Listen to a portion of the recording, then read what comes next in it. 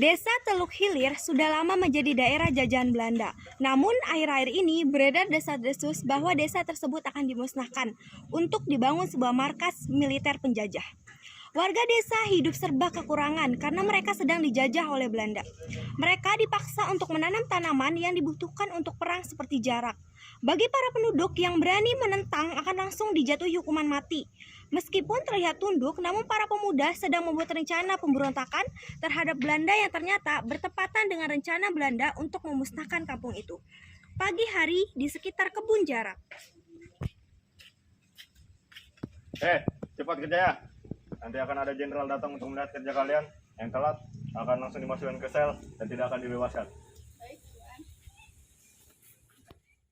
Seseorang datang dari kejauhan dengan memakai seragam lengkap dan tentara pengawal. Subur sekali tanah ini. Lapor jenderal, semua tanaman sudah siap dipanen. Kerjamu bagus. Jenderal, saya dengar pasukan di wilayah utara semakin terdesak. Apakah benar? Ya, itu benar. Tadi tadi malam bala bantuan sudah datang. Dan akhirnya kita memenangkan perang. Masih banyak tempat di sini, tapi kenapa kau malah memilih tempat ini? Bukankah desa ini bagus untuk memenuhi kebutuhan perang?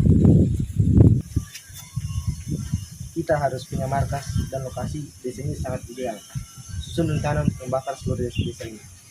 Siap, jenderal.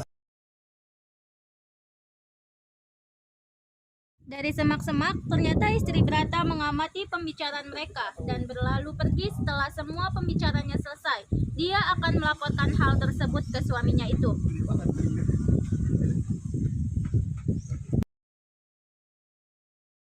Matri berlari ke rumah untuk membicarakan hal yang tadi dia dengar ke suaminya. Saat masuk ke dalam rumah,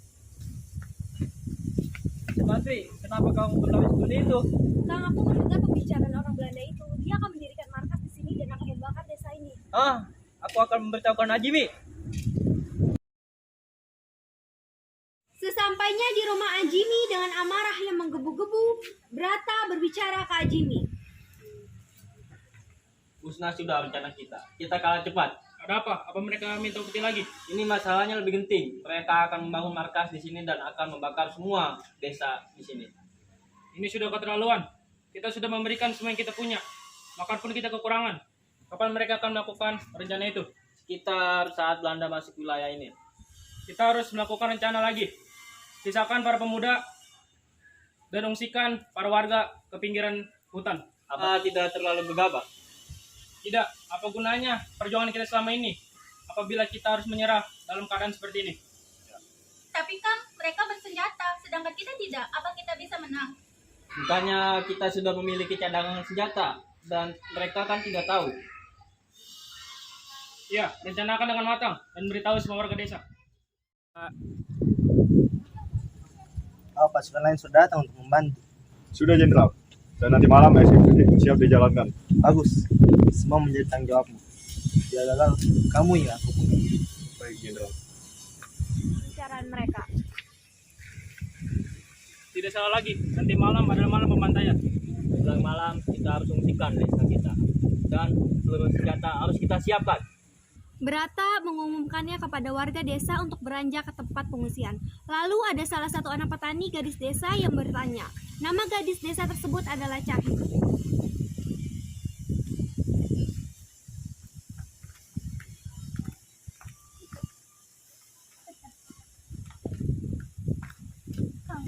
Cahyo, ngapain di sini? Seharusnya kamu ikut dengan warga desa lainnya agar tidak terkena serangan oleh para tentara Belanda. Baik, Kang. Siang hari di rumah Ajimi. Apa semua warga desa sudah tahu dan sudah siap untuk mengungsi? Sudah, dan para pemuda juga sudah siap. Nanti tengah malam desa segera dikosongkan. Ya, dan sisakan beberapa pemuda untuk melakukan perjuangan. Siap. Berhati-hatilah, Kang. Aku menunggumu di pengungsian. Ya, Tina, kau tunggu saja di pengungsian bersama Sumatri dan warga desa yang lainnya. Kita akan melakukan rencana ini pada malam hari agar Belanda tidak menduganya. Sekarang kita kembali ke rumah masing-masing dan siapkan rencana. Dan kita akan bertemu pada malam hari di hutan sebelah barat. Aku percaya kita akan berhasil. Di pengungsian Siang Athena sangat gelisah memikirkan suaminya yang akan berperang. Lalu Sumatri mendekati dan menenangkan Athena. Tenanglah Athena, percaya kalau Ajimi akan pulang dengan selamat. Aku sangat mengkhawatirkan suamiku. Benar ucapan Mbak Sumatri dan Mbak Athena. Percayalah semuanya akan berjalan baik-baik saja. Kang Ajimi dan Kang Brata akan kembali dan memenangkan peperangan tersebut. Yuni terbangun dari tidurnya lalu mencari keberadaan ibunya, berlari untuk mencari ibunya. Ibu. Ni, apakah kamu terbangun? Maafkan ibu karena sudah meninggalkanmu saat tidur. Ayo takut Bu, apakah ayah akan kembali bersama kita? Tentu saja, ayah akan pulang setelah memenangkan perang nanti. Kamu tenang di sini bersama ibu ya. Athena dan anaknya itu yaitu Ayuni berbicara dengan Athena yang memeluk Ayunirat dan meyakinkan anaknya itu bahwa ayahnya akan kembali setelah memenangkan perang nanti. Sumatri dan Gayatri menatapnya tersenyum sambil berdoa di dalam hati mengharapkan semua yang pergi untuk berperang dalam pulang dengan selamat. Ya Tuhan, aku berharap suamiku dapat pulang dengan selamat. Semoga semua yang pergi ke medan peperangan dapat kembali dengan selamat. Amin, semoga saja.